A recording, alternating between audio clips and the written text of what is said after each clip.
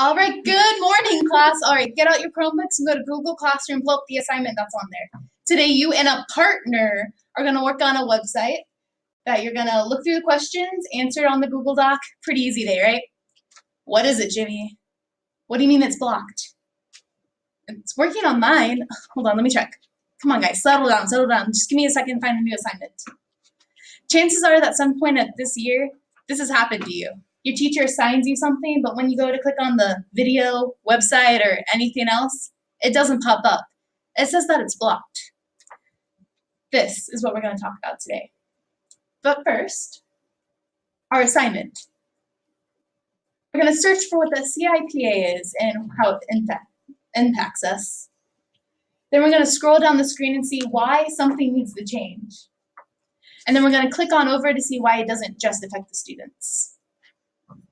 Before I begin, let me just say that I don't think we need to get rid of filters altogether. We need the filters to protect us from harmful things that are on the internet. And some adults might think that we'll abuse this power. But the way the filters are now is unacceptable because it's depriving us of our education. Oh, look! The FCC site with the Child Internet Policy Act is actually not blocked. How great.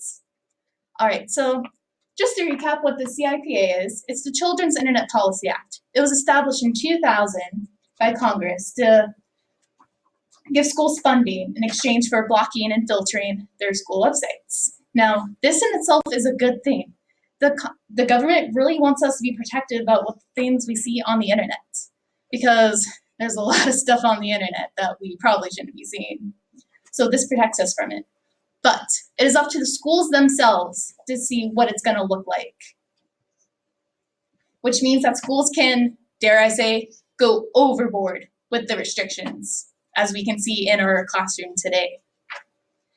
Now, let's scroll down and see why something needs to change.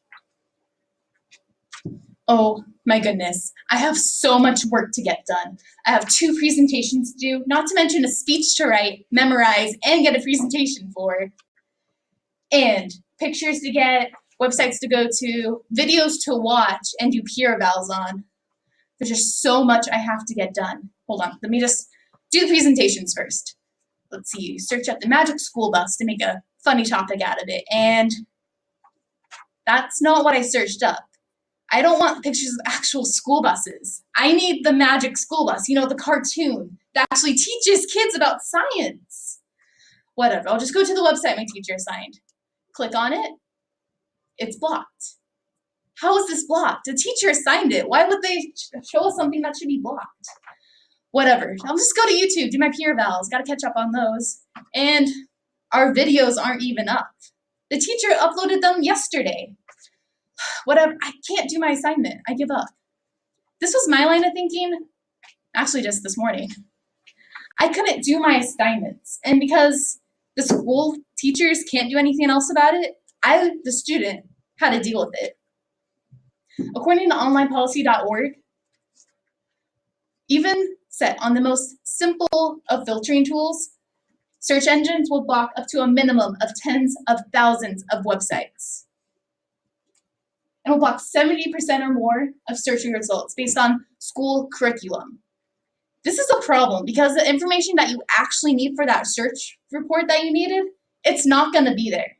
What you're going to get is second rate because it's inappropriate. And on scholar.edu, filtering software is now 100% effective in protecting students from harmful things on the internet. And in fact, often block sites that does not have FDA, that is not inappropriate. And when a teacher assigns you something that has a website on it and you can't get to it, it shows up something like this. Or this. And this. They blocked the dinosaur game, for crying out loud. What's the matter with that? Is that inappropriate somehow too? And then when we see things like this, we react like this. And this. Can't forget that. This is unacceptable. Now you might be wondering, yeah, but you're a student. Students can complain about anything and everything. And I do. But this doesn't just affect me. It doesn't just affect the students here. It affects teachers, parents, and not to mention society.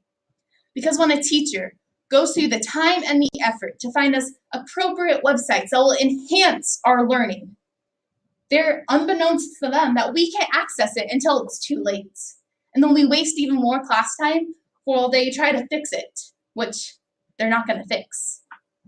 Our own web channel is blocked for some reason, and nobody can get access to it.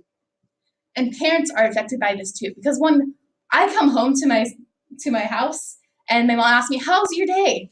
Yeah, I couldn't get my homework done. We wasted so much time in class because we had to find another assignment to do.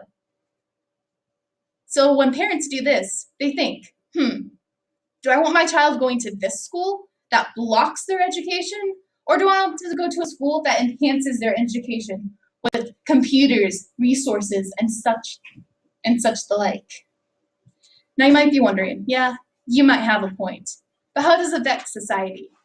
Well, that person that you block their education for, they could have been the doctor that tells you the rare disease that you have, but instead, they didn't know the value of research. So they had to send you home because you didn't know, because they didn't know the value of research. So they didn't dig deep enough to find the rare disease that you have. That person could also be the one to get us to Mars, but they can't because they didn't do the research while they were young. We need people in their youth to decide research is important.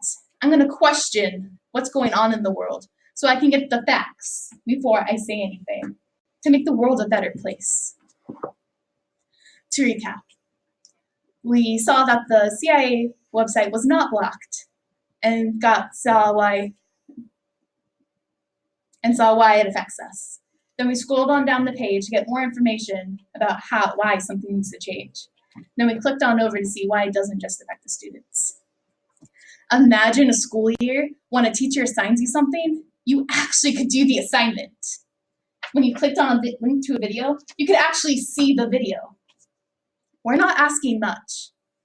We just want to use the resources that we're given to make the world a better place. Thank you.